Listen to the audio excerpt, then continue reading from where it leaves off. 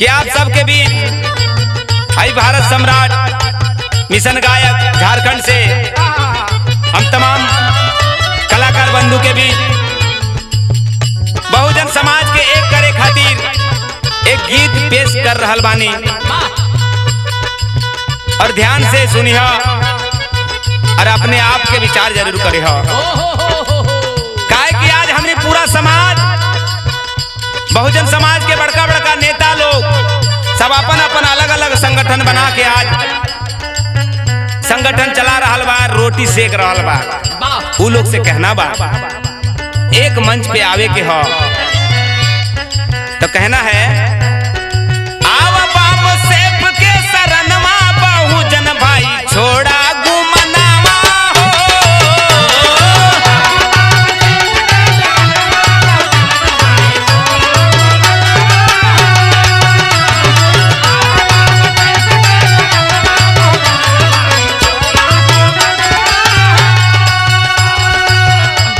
अरे मानो में राम के कहनवा बहुजन भाई छोड़ा गुमनावा हो।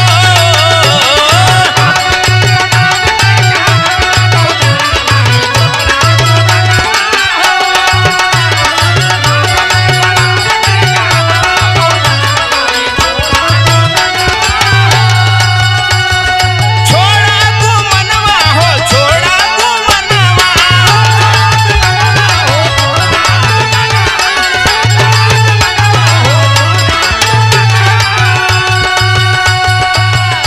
चाहे चंद्रशेखर आजाद रावण हो, मोहन कुमार मौर्य जी हो, राजेंद्र पाल गौतम जी हो, तमाम जितने भी हमारे आंदोलनकारी हो, सबसे निवेदन है कि आप लोग एक मंच पे हो जाइए और अगर अपने शासन सत्ता को वापस लाना है, अपने राजपाट को पाना है तो निस्वार्थ भाव से एक मंच पे होकर के काम करना होगा।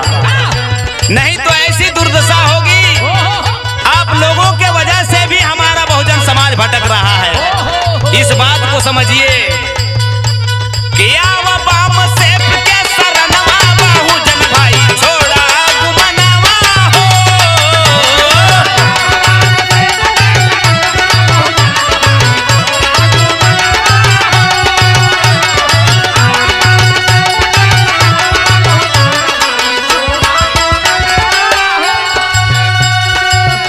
आज दुश्मन नहीं चाहता कि आप सब एक हो जाएं, एक मंच पर आ जाएं।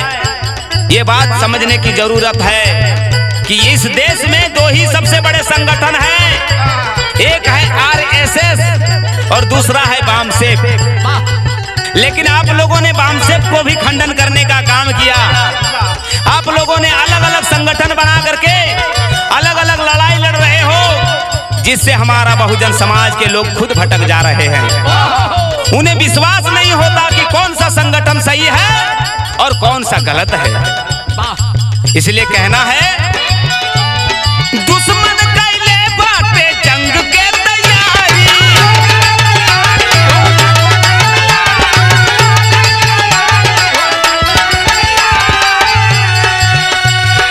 मारल जाइबा बहुजन सब बारी बारी।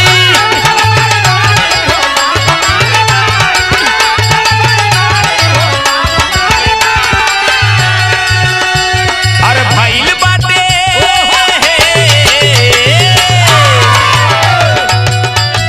भइल बाटे ऐसन पालनवा बहुजन भाई बनबा निसनवा हो।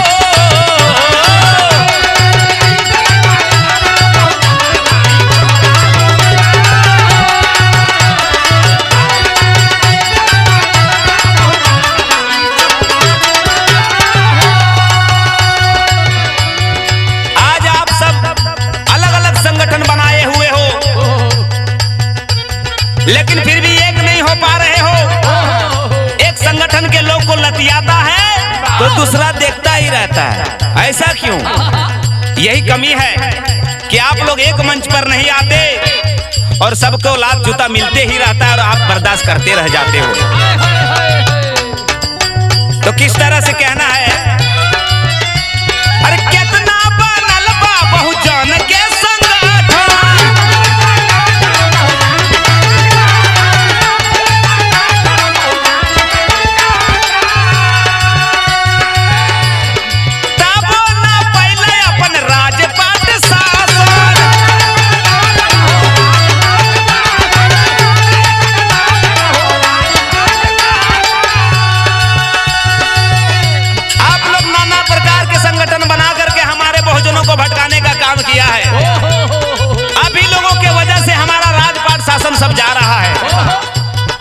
और आप ही लोगों के वजह से, आप लोगों के सामने ही, आंखों के सामने ही संविधान को रौंदा जा रहा है, खत्म किया जा रहा है। लेकिन आप लोग सिर्फ अपना रोटी सेकने का काम करते हो, एक दूसरे की बुराई करने का काम करते हो। अरे वही देखो आरएसएस की बात, नाना प्रकार के संगठन हैं, लेकिन अगर एकता की बात होती है तो सारे लोग एक थाली में मिल के खाते हैं। उनसे सीखो। लेकिन आप लोग एक दूसरे का पैर खींचने का काम करते हो। अरे मेटल जाता,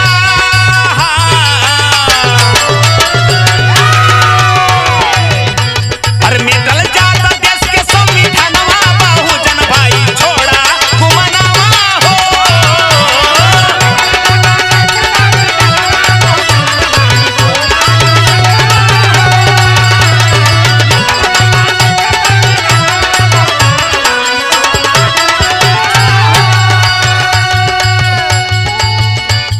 हमने देखा है कि वामन मेश्राम साहब का बहुत से संगठन लोग बुराई करते हैं। अरे वामन मेश्राम जी का एक ही उद्देश्य है कि जो भी संगठन हो उसमें ब्राह्मण का घुसपैठ ना हो, क्योंकि इतिहास को आप देख लो, जब जब किसी भी राजाओं के साथ ब्राह्मण का घुसपैठ हुआ, उसका राजपाट, उसका सारा वंश का समाप्ति हुआ। बाबा साहब के साथ ही देख लो क्या हुआ।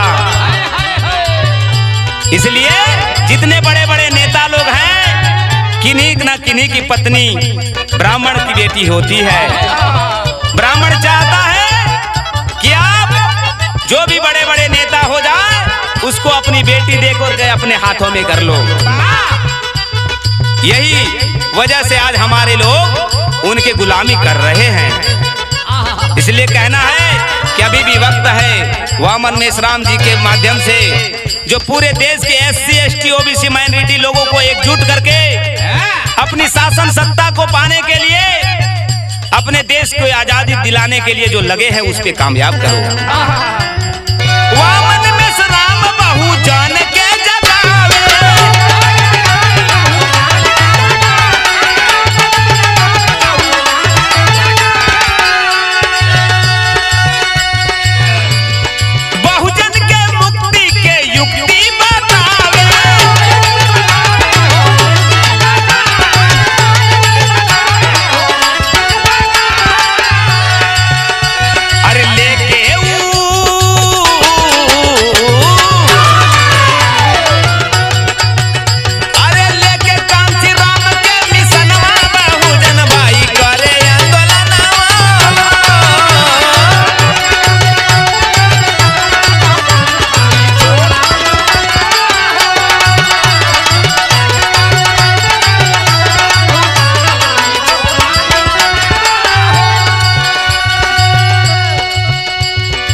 अभी भी वक्त है, आप लोग एक हो जाइए।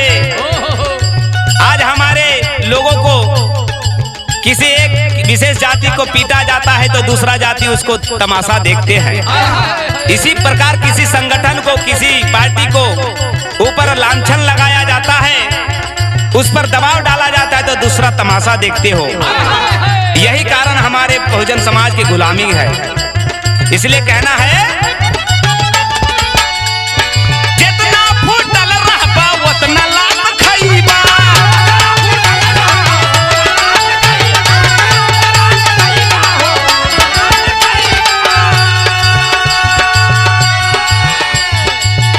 लात खाए से बचे के अगर उपाय हो, राजपाट वापिस पावे के उपाय हो, तो एक ही विकल्प हो, वाम सेफ संगठन। एकरा में ज्वाइन करा और अपन देश के बचावा। अरे वाम सेफ संगठन से राजपाट पाइबा,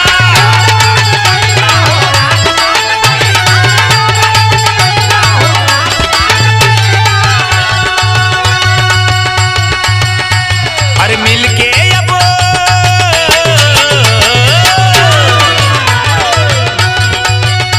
अरे मिलके अब कर आंदोलन, बहुजन भाई छोड़ा गुमनावा।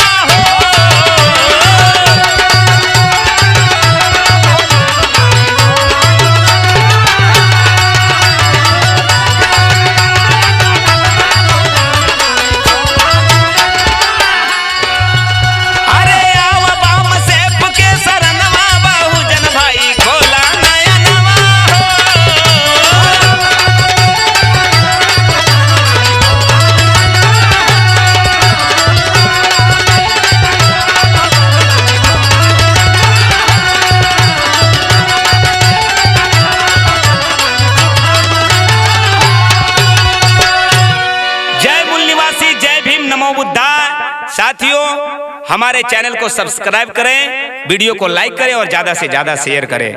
धन्यवाद।